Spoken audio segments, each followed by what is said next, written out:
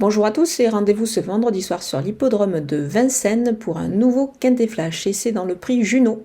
Ils sont 13 au départ de cette épreuve, une épreuve qui est disputée derrière l'autostart.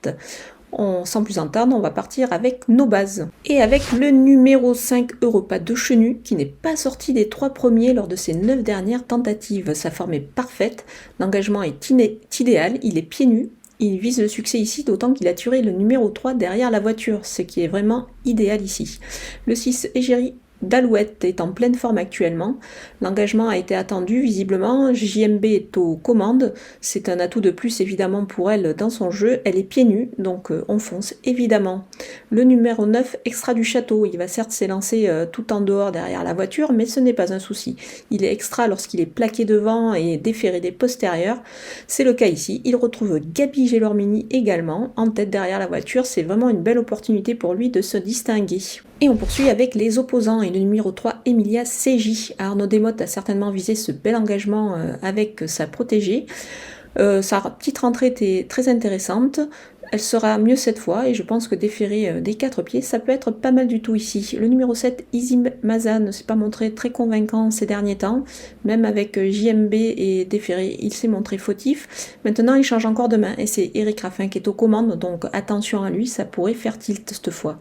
Le numéro 13, Élixir de Crène, il est déféré des 4 pieds cette année et ainsi c'est du 5 sur 5. Donc il faut évidemment s'en méfier dans cette épreuve même s'il s'élance de la seconde ligne. C'est d'ailleurs certainement le meilleur candidat aux places à cet échelon.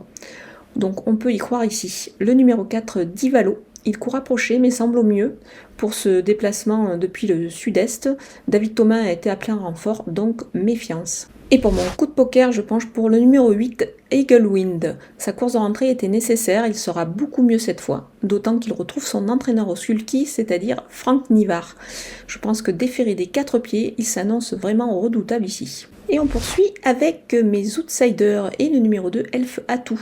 Il a trotté en 1-12 sur ce parcours pressé, mais c'était il y a un an maintenant. Mathieu Abrivard est appelé en renfort, alors pourquoi pas, il peut raccrocher une belle place ici. L'As Elmika de Viette. Elle a trotté, elle, en 1-12-8 sur des tracés de vitesse derrière l'autostart. Je pense que ça peut être suffisant ici pour, pourquoi pas, compléter la bonne combinaison de ce quintet avec peut-être une petite cote à la clé. Elle est déférée des 4 pieds ici. Le numéro 10, Diablo Castellet. Il avait réalisé de belles performances à Cannes-sur-Mer, notamment en trottant sur le pied de 1-12-9, sur des tracés de vitesse, justement aussi derrière des départs lancés. Il est encore pieds nus, donc on peut s'en méfier ici, même s'il s'élance de la seconde ligne. Et je vais conclure avec mes délaissés. Ils sont au nombre de 2 avec le 11 Edena Bella. C'est compliqué ces derniers temps. Elle part de la seconde ligne, trop de points négatifs à mon avis pour qu'elle conclue dans la bonne combinaison. Le 12 Dollar GD, il a longtemps été absent et n'arrive pas à se remettre dans le bain ces derniers temps. Il devra se surpasser ici, donc ça s'annonce vraiment compliqué avant le coup.